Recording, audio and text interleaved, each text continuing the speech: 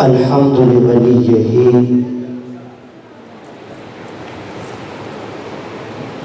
والصلاة على نبيه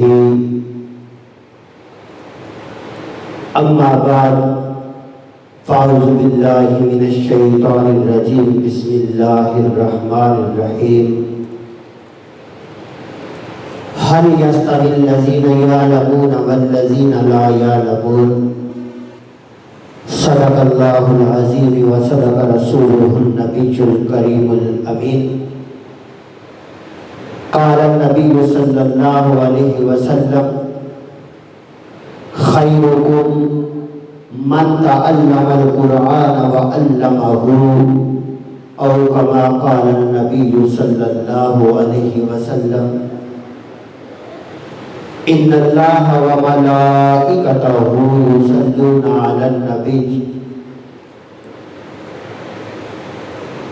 يا أيها الذين آمنوا صلوا عليه وسلموا تسليما پڑھیے الصلاۃ والسلام علیک یا سیدی یا رسول اللہ وعلی آلک واصحابک یا سیدی یا نبی اللہ الصلاۃ والسلام علیک یا سیدی یا رسول اللہ وعلی آلک واصحابک یا سیدی یا نبی اللہ الصلاۃ والسلام علیک یا سیدی یا رسول اللہ وعلی آلک واصحابک یا سیدی یا محمد رسول اللہ صلی اللہ علیہ وسلم۔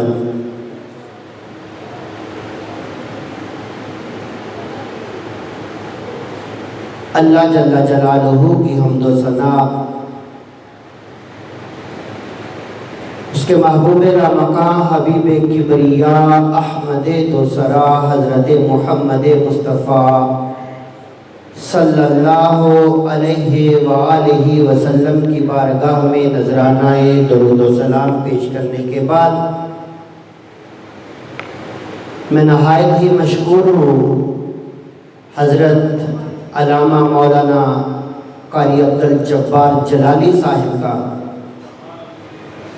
کہ انہوں نے ہمارے آج کے اس پروگرام کے لیے ہمیں اپنے قیمتی وقت میں سے کچھ وقت عطا کیا۔ تو بچوں، جس طرح کے آج کا یہ پروگرام آپ کے رزلٹ کے سلسلہ میں ہے، اللہ خالق کائنات نے فرمایا هل يستوي الذين يعلمون والذين لا يعلمون، کیا وہ لوگ جو جانتے ہیں اور وہ لوگ جو نہیں جانتے، وہ لوگ جو جانتے ہیں کس چیز کو جانتے ہیں، اور والذین لا یعلمون جو نہیں جانتے وہ کس چیز کو نہیں جانتے۔ فرمایا جاننے والے اور نہ جاننے والے برابر نہیں ہو سکتے۔ ہمارے ہاں معیار بڑا الٹ ہو گیا کہ جنہیں کچھ آتا نہیں وہ کہتے ہیں کہ ہم بہت کچھ ہیں۔ آنے سے مراد یہ نہیں کہ انہیں پڑھنا نہیں آتا، آنے سے مراد یہ ہے کہ انہیں وہ کتاب نہیں آتی جو نظام حیات ہے، انہیں اس چیز کا علم نہیں جس علم کے اندر رب کائنات نے کائنات کا سسٹم بیان کیا، اگرچہ وہ پی ایچ ڈی ہی کیوں نہ ہو، اگرچہ وہ ماسٹر ہی کیوں نہ کر لے، اگرچہ وہ B S C M Ed کیوں نہ کر لے، لیکن وہ تمہارے برابر نہیں۔ کن کے برابر نہیں؟ جن کو اللہ نے قرآن کا علم عطا کر دیا۔ حقیقی علم جو ہے وہ قرآن کا علم ہے، اور رب فرماتا ہے لوگوں یہ جو قرآن پڑھنے والے ہیں، یہ جو چٹائیوں پر بیٹھ کر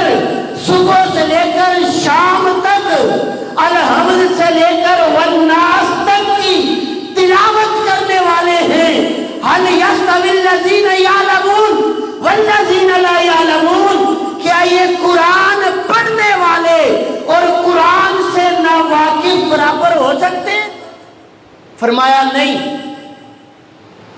یہ ہمارے اندر ایک احساس کمتری پیدا ہو چکی ہے۔ ہم سمجھتے ہیں کہ شاید تعلیم جو ہے وہ انگلش بول لینے کا نام ہے، شاید تعلیم جو ہے وہ ان لوگوں کا ورثہ ہے جو معاشرے میں پینٹ کوٹ اور ٹائی شائی لگا کر نکلتے ہیں۔ نہیں نہیں، میں نے ایسے لوگوں کو بھی دیکھا ہے کہ جو انگلش تو اتنی پڑھ لی انہوں نے کہ سامنے باپ کا جنازہ ہے، وہ ایم اے انگلش ہونے کے باوجود، انگلش کا پروفیسر ہونے کے باوجود اپنے باپ کا جنازہ نہیں پڑھا سکتا۔ کیا فائدہ اس ڈگری کا، کیا فائدہ اس تعلیم کا کہ سامنے باپ کی باڈی پڑی ہے، سامنے باپ کی لاش پڑی ہے، اور بچہ ایم اے انگلش ہو، بچہ پروفیسر ہو، بچہ ٹیچر ہو اور باپ کا جنازہ نہ پڑھا سکے۔ یہ فرمایا هل يستوي الذين يعلمون، یہ وہ جاننے والے ہیں جو اگرچہ انگلش کو نہ جانتے ہوں، جو اگرچہ انگلش نہ بول سکتے ہوں، جو اگرچہ انگلش نہ سیکھ سکے ہوں، لیکن باپ کا جنازہ ہو تو وہ فخر سے کہیں گے کہ اس کا جنازہ میں پڑھاؤں گا۔ هل يستوي الذين يعلمون والذين لا يعلمون، یہ وہ علم ہے جو جاننے والے اور نہ جاننے والے کبھی برابر نہیں ہو سکتے۔ اور میں دور حاضر میں یہ سمجھا جاتا ہے شاید ترقی کا معیار عصری تعلیم میں رکھا گیا ہے، شاید کامیابی کا معیار سائنس کو جاننے میں رکھا گیا ہے۔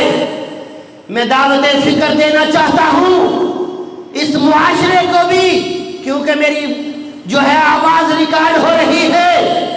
اگر کامیابی کا معیار عصری علوم پہ ہوتا تو ہمارے ملک میں 75 سال سے یہ نام نہاد پڑھے لکھے حکمران ہیں، آج ہم مقروض نہ ہوتے۔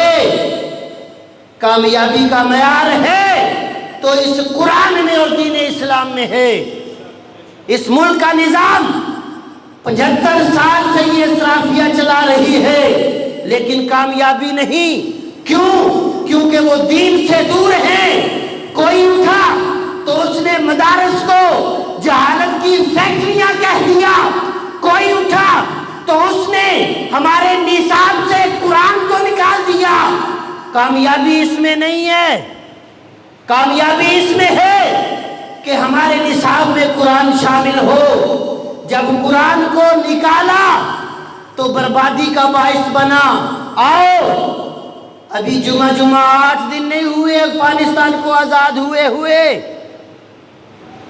جمعہ 8 دن نہیں ہوئے امریکہ کی غلامی سے نکلے ہوئے، امریکہ کو وہاں سے گئے ہوئے، لیکن کامیابی کا معیار یہ ہے کہ آج 2-2.5 سال میں وہ تم سے آگے نکل گئے۔ 2-2.5 سال میں تمہارے ملک میں ڈالر کی ویلیو 303 روپے ہے، ان کے ملک میں ڈالر کی ویلیو صرف اور صرف 85 روپے ہے۔ تم سمجھتے ہو کامیابی انگلش بول لینے میں ہے، تم سمجھتے ہو کامیابی جدید تعلیمی نظام میں ہے۔ نہیں، انہوں نے بتایا لوگوں کامیابی کے لیے جدید نظام ہونا ضروری نہیں، کامیابی کے لیے صرف اور صرف قرآن کا نفاذ ہونا ضروری ہے، صرف اور صرف قرآن کا نفاذ ہونا ضروری ہے۔ اور رب کائنات کے محبوب نے فرمایا خیرکم من تعلم القرآن وعلمہ، کہ تم میں سے بہتر وہ لوگ ہیں جو قرآن کو سیکھیں اور سکھائیں، قرآن کو سیکھیں اور سکھائیں۔ اور قرآن کو سیکھنے کے لیے یہ میں بچوں آپ سے مخاطب ہو کے بات کرنے لگا ہوں۔ ہیلو، کیا ہے کیمرے میں کیا نکل آیا؟ دکھائیں پہلے بچے کو کیمرہ دکھا دیں، وہ بچہ کیمرہ دیکھ رہا ہے بڑے غور سے، وہ سامنے والا دیں اسے کیمرہ، وہ تصویر بنا لے۔ آپ سے مخاطب ہوں، قاری صاحب نے ایک شکوہ کیا کہ یہ بچے جب یہاں سے نکلتے ہیں تو ایک ان سے شیطان بھی پناہ مانگتا ہے۔ بچوں یہ بات ذہن میں رکھ لو، آپ قرآن کی تعلیم کے لیے آئے ہو، یہاں سے آپ پڑھ کے چلے جاؤ گے، لیکن یہ یاد آپ کو تب رہے گا جب اس قرآن کی حکمت عملی کو سمجھو گے، ورنہ یہ سند تمہیں مل جائے گی 1-2 سال میں، اس کے بعد تمہیں یاد نہیں رہے گا۔ کیوں؟ دنیاوی فطرت ہے کہ بندہ گندے برتن میں دودھ نہیں ڈالتا، یہ ایک انسانی فطرت کا تقاضا ہے۔ برتن گندا ہونا، اس میں کھانے والی چیز نہیں ڈالی جاتی۔ یہ قرآن تو نور ہے، ہدایت ہے۔ جب دنیا دار ایک گندے برتن میں دودھ ڈالنا گوارا نہ کرے، دودھ بھی نور ہے۔ ہمارے بزرگ کہا کرتے تھے یہ رب کا نور ہے، اس کی بے ادبی نہ کیا کرو۔ جب دنیا دار ایک گندے برتن میں دودھ نہ ڈالنا پسند کریں تو مجھے یہ بتاؤ کہ یہ ہدایت کا نور رب کائنات ہمارے گندے دل میں کیسے ڈال دے گا؟ اگر ڈل بھی جائے گا، آپ لوگوں نے حفظ کر لیا، قرآن کو یاد کر لیا، مثال آپ کے سامنے ہے، برتن گندا ہو، اس میں دودھ ڈالا جائے تو دودھ خراب ہو جاتا ہے، پھٹ جاتا ہے، پھٹ جاتا ہے نا۔ آپ تجربہ کریں گے سبھی بچے، کیونکہ تعلیم تجربے کا نام ہے۔ آپ کو سکھانے کے لیے بات کرنے لگا ہوں۔ آپ کو دودھ تو ملتا ہوگا 1 کپ یا 1 گلاس، گھر میں سے اکثر سب کو ملتا ہوگا، لیکن آج رات کو جب آپ لوگوں کو دودھ ملے گا آپ نے پینا نہیں ہے، ایک گندا برتن لینا ہے، ایسے کرنا ہے، پہلے اس میں لسی پی لینی ہے، لسی پی کے اسے رکھ دینا ہے، پھر بعد میں اس میں دودھ ڈال کے کچھ دیر کے لیے رکھ دینا ہے۔ اس برتن میں دودھ ڈال کے، سالن والے برتن میں ہی آپ دودھ ڈال لیجئے گا۔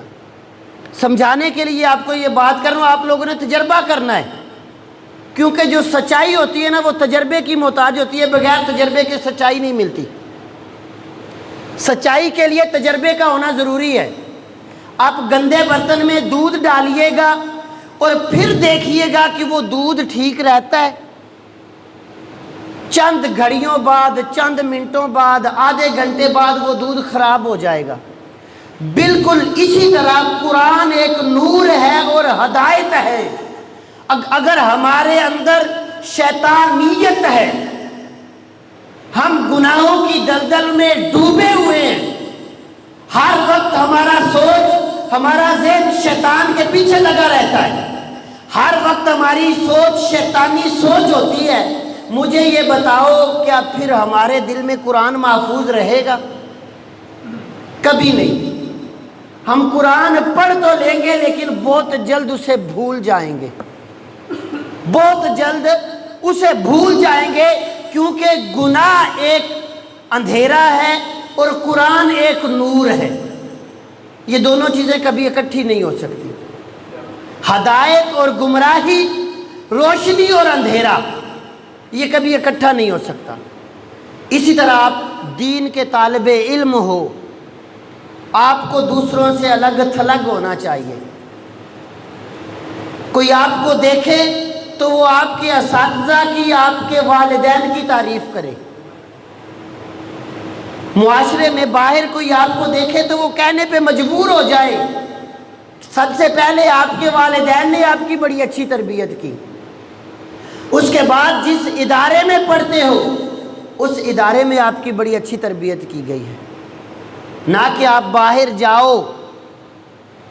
والدین کو لوگ نہیں کہتے، حالانکہ تربیت کے لیے پہلی جو درس گاہ ہوتی ہے وہ والدین ہوتے ہیں۔ ہمارے پاس آپ 1 سال سے آئے ہو، کوئی 1.5 سال سے آیا ہوگا، کوئی 2 سال سے آیا ہوگا، اتنا ہی ٹائم ہوا نا اس ادارے میں آپ لوگوں کو، لیکن ماں باپ کے پاس آپ نے کتنا وقت گزارا؟ 10 سے 12 سال گزارے۔ 10 سے 12 سال کی آپ کی تربیت کو نہیں دیکھا جاتا، کہ ماں باپ نے 10-12 سال میں آپ کی تربیت کی کیسے ہے۔ اس 2 سال کے ٹائم پیریڈ کو دیکھا جاتا ہے جامعہ والوں نے آپ کی تربیت کیا کی ہے، جامعہ والوں نے آپ کو کیا سکھایا ہے۔ اگر آپ لوگوں نے، والدین نے کچھ تربیت ان کی اچھی کی ہوتی، اچھے برے کی تمیز اور پہچان سکھایا ہوتا، تو جامعہ میں آ کر یہ ایک رول ماڈل بنتے۔ 10-12 سال کی تربیت کو 2 سال میں نہیں بدلا جاتا، اس کے لیے ٹائم چاہیے ہوتا ہے۔ یہ جو آپ نے مفتیان اعظام دیکھے ہوں گے کم و بیش 11 سال لگاتے ہیں تب ان کی زندگیوں میں تبدیلی آتی ہے۔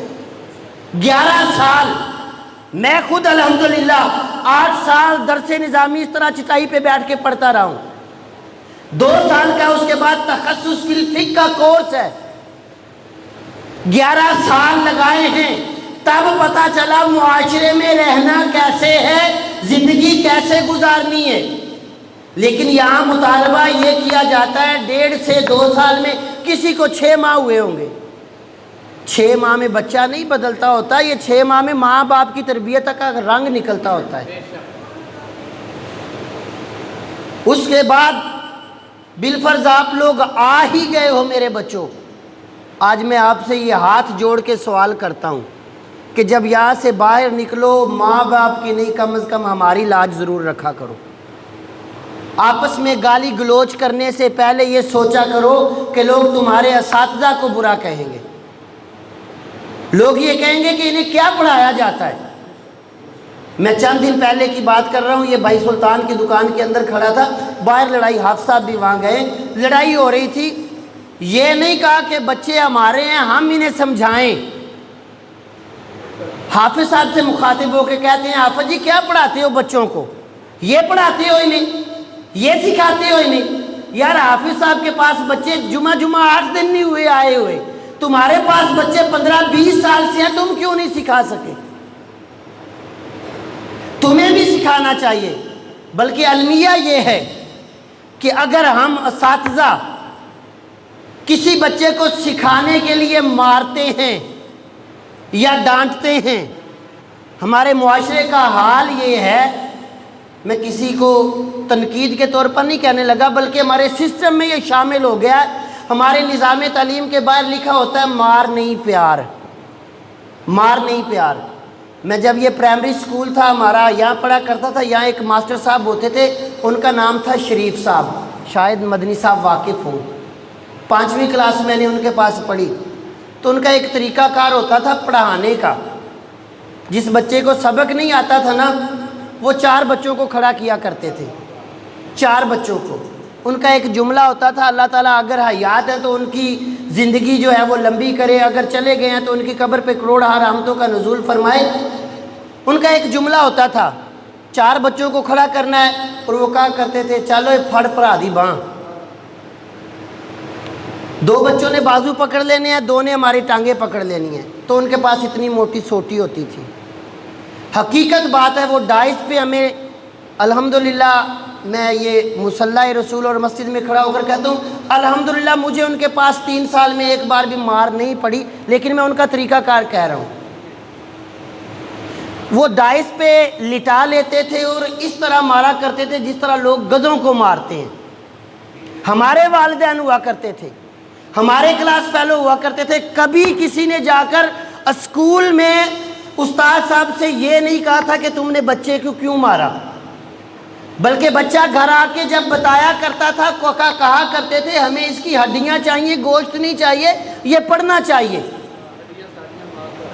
ہمیں اس کی صرف ہڈیاں چاہیے، شریف صاحب ان کا گوشت اتار دو، ہمیں گوشت نہیں چاہیے۔ لیکن اب کیا ماحول ہے، آپ اپنے بڑوں سے پوچھئے گا، اگر وہ پڑھے ہیں تو وہ کس طرح پڑھے ہیں۔ میں نے خود یہ ماحول دیکھا ہے کہ طلباء کو اساتذہ الٹا لٹکا دیتے ہیں، لیکن کبھی والدین نے اف تک نہیں کی تھی۔ آپ تو بڑے خوش نصیب ہو کہ آپ لوگوں کو ماحول ایسا ملا جس طرح آپ اپنے گھر میں بیٹھے ہو۔ اگر کسی سے استاذ سختی کرتا ہے تو وہ تمہاری بہتری کے لیے، بھلائی کے لیے کرتا ہے، آپ سے دشمنی نہیں ہے، انہیں دشمنی نہیں ہے، خدا کے لیے دین کی حقیقت کو سمجھو. استاد جو ہوتا ہے روحانی باپ ہوتا ہے. ماں باپ تمہیں دنیا میں لاتے ہیں، یوں کہہ لیجئے ماں باپ تمہیں آسمان سے زمین پہ لاتے ہیں، اور استاد تمہیں زمین سے آسمان پہ پہنچاتا ہے. تو مجھے بتاؤ رتبہ کس کا زیادہ ہوا؟ جو تمہیں آسمان سے زمین پہ لائے اس کا رتبہ زیادہ ہے، یا جو تمہیں زمین سے آسمان پہ لے جائے اس کا زیادہ ہے؟ جو تمہیں انسان بنائے، انسانیت سکھائے، تمہیں جینے اور تمہیں زندگی گزارنے کا طریقہ سکھائے، اس کا رتبہ زیادہ ہے، یا صرف اس کا جس نے تمہیں پیدا کیا اور بس معاملہ ختم؟ کس کا رتبہ زیادہ ہے؟ وہ تمہارا روحانی باپ ہے. بچوں اگر استاد تمہیں ڈانٹ بھی لیتا ہے، گھر میں باپ نہیں مارتے تمہیں؟ جب باپ آپ کو مارتا ہے کس کے پاس جاتے ہو؟ کس سے شکایت کرتے ہو؟ کسے لے کے جاتے ہو مجھے مارا ہے؟ لائے ہو کسی لمبردار کو، کسی چودھری کو، کسی نواب کو کہ باپ نے مجھے مارا ہے؟ کیوں نہیں لاتے؟ وہ باپ ہے اس لیے نہیں لاتے ہو. یہ بھی تو تمہارے روحانی باپ ہوتے ہیں، تمہیں تعلیم دے رہے ہیں. ان کی بات کا اتنا غصہ کیوں؟ خدا کے لیے، خدا کے لیے. میں آپ سے مخاطب نہیں ہوں، ایک دو کیس میرے پاس اور بھی آئے ہیں، میں اس لیے بات کروں، آپ محسوس نہیں کرنا. حقیقت بات ہے، میں یہ حقیقت کہہ رہا ہوں. ایک دو کیس اور بھی آئے ہیں جی، حافظہ بچوں کو مارتے ہیں. ابھی آپ کو رجسٹر حاضری چیک کرواؤں تو دل کرتا ہے کہ ان کی چمڑی اتار دوں، لیکن کیا کریں، مجبوری ہے. آج کی اس تقسیم اسناد کے پروگرام میں صرف ایک ہی آپ کو پیغام دینا ہے کہ خدا کے لیے جب باہر جاؤ تو شرارتیں کم کرو. تھوڑی سی تمہارے اندر اور دوسرے بچوں کے اندر تبدیلی نظر آنی چاہیے، تھوڑی سی تبدیلی نظر آنی چاہیے. اور دوسری، جامعہ کے جو اسٹوڈنٹ ہیں، آج کے بعد اگر میں نے کسی گیم پہ دیکھے یا کسی نے ہمیں آ کے بتایا کہ آپ کے بچے گیم پہ کھیل رہے ہیں، تو اس کا جواب دے وہ خود ہوگا. کیونکہ یہ اس طرح یہ جو گیمیں ہیں نا، یہ بندے کو جوئے کی طرف ابھارتی ہیں. یہ ابتدائی سٹیج ہوتی ہے جوئے کی. وہاں جاتے ہیں، گیمیں لگتی ہیں، اگر میں جیت گیا تو پیسے تو نے دینے ہیں، تو جیت گیا تو میں نے دینے ہیں. یہی جوا ہے. جوا یہ ہے جس میں ایک مسلمان کا نقصان ہو اور دوسرے کا فائدہ ہو. یہ جوئے کی تعریف ہے. اور یہ جوا تو ہم کھیل رہے ہیں گیموں پہ ابھی سے. ہمارے پڑوس دکان ہے، وہاں بچے کہتے ہیں جی گیم لائی سی ہے، ہار گیا، پیسے انہیں دینے نے. یہی جوا ہے. اور آج کے بعد یہ جو جامعہ کے بچے ہیں، انہیں کسی گیم پہ نہ دیکھا جائے. معاملات اور بھی ہیں. کرکٹ کھیلو آپ، گیم ہے وہ، کھیلو کرکٹ، فٹ بال کھیلو، ہاکی کھیلو، اور گیمیں آئیے. جوئے والی گیمیں زیادہ کھیلنی ہے آپ نے.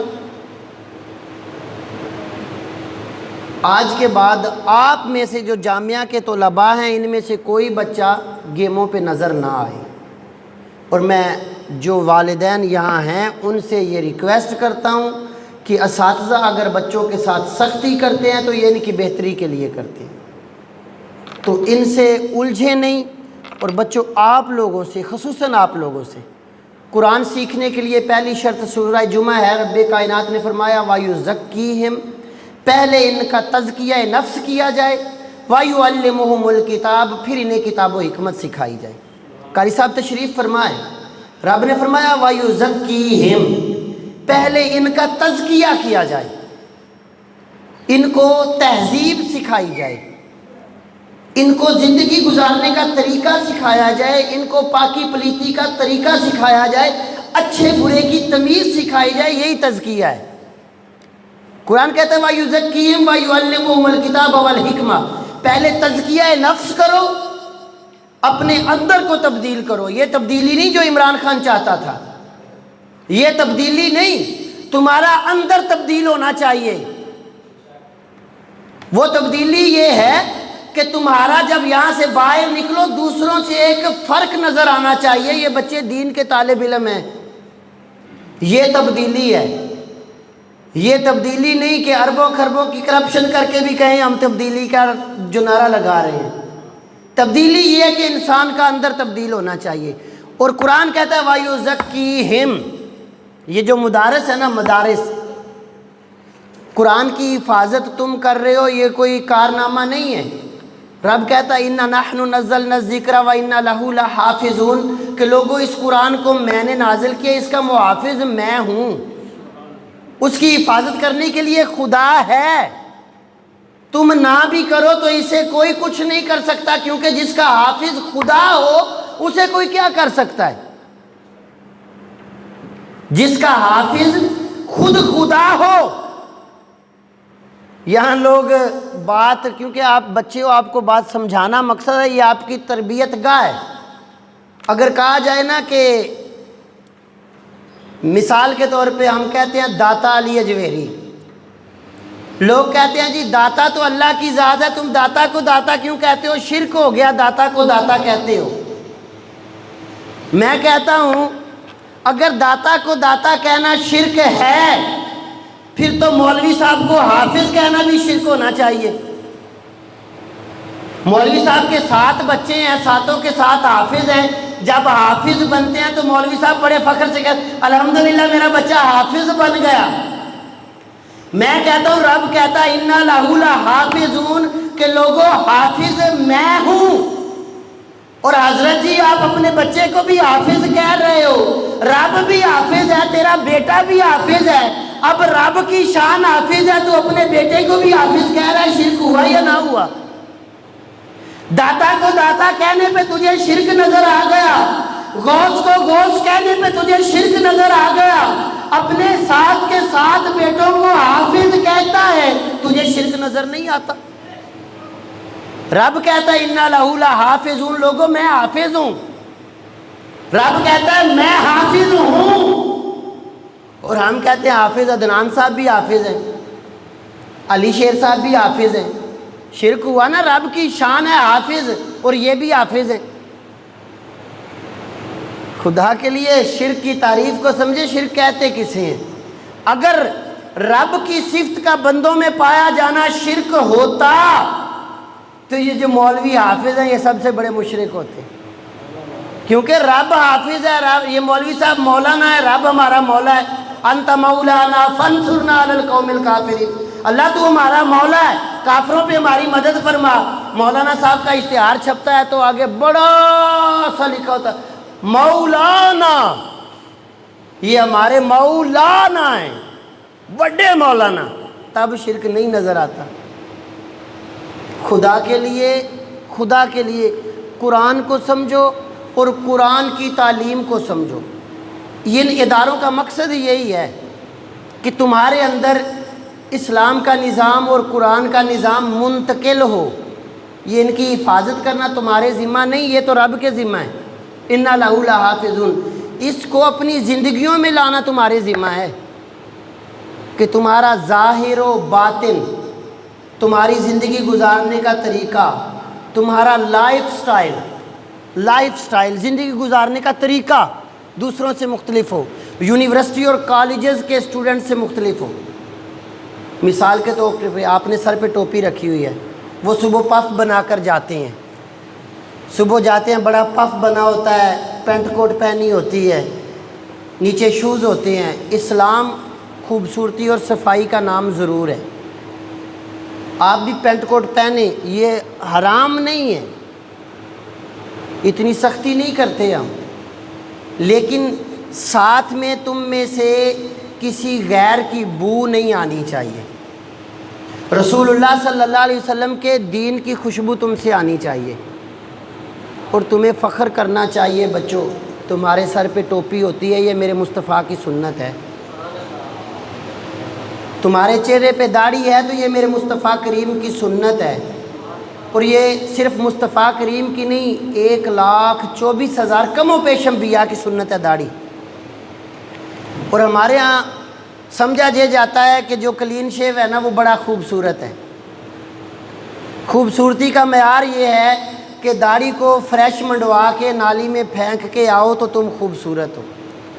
اگر خوبصورتی اس چیز میں ہوتی تو مولانا نعیم الدین مراد آبادی رحمۃ اللہ علیہ تفسیر نعیمی میں فرماتے ہیں پھر رب کبھی اپنے نبی کے چہرے پہ داڑھی نہ آنے دیتا اگر خوبصورتی داڑھی منڈوانے میں ہوتی، کیونکہ آپ لوگوں نے آگے جا کے یہ سسٹم کرنا ہے، کچھ حافظ ہیں وہ تقریباً کرواتے ہوں گے، کٹواتے ہوں گے تقریباً، لیکن نہیں، خوبصورتی داڑھی میں ہے، حقیقت بات ہے، بڑا روب ہے۔ آپ لوگ سنت کو اپناؤ، لوگ تمہاری عزت کریں گے، سنت کے ساتھ ساتھ تمہارا رہن سہن بھی سنت کے مطابق ہو۔ تو بچوں، آپ مدارس میں آتے ہو، میں پھر آپ سے آخری بار یہ عرض کرتا ہوں، تمہارے اندر اور دوسرے بچوں کے اندر تبدیلی ضرور آنی چاہیے۔ آج سے آپ اللہ رسول کو حاضر و ناظر جان کر اور اس مسجد میں بیٹھ کر وعدہ کرو کہ شرارتوں سے پرہیز کیا کرو گے، جس سے تمہارے والدین پر اور تمہارے اساتذہ پہ انگلیاں اٹھتی ہیں نا، ان چیزوں سے بچو گے، اور انشاءاللہ آپ پرہیز کریں، لوگ آپ کے ہاتھ نہ چومیں تو میں ذمہ دار ہوں۔ آپ اپنے جینے کا انداز بدلیں۔ میں فخر نہیں کرتا، حافظ صاحب ہیں، یہ بھی انسان ہے، کون سا الگ مخلوق ہے؟ باہر نکلتے ہیں تو ہر بندہ السلام علیکم کہتا ہے، آپ سب کی حال نہیں، سلام ضرور کرتا ہے، حال ضرور پوچھتا ہے۔ حضرت صاحب ہیں، امام مسجد ہیں، ہر بندہ حال کیوں پوچھتا ہے، سلام کیوں کرتا ہے؟ یہ کوئی الگ مخلوق ہے؟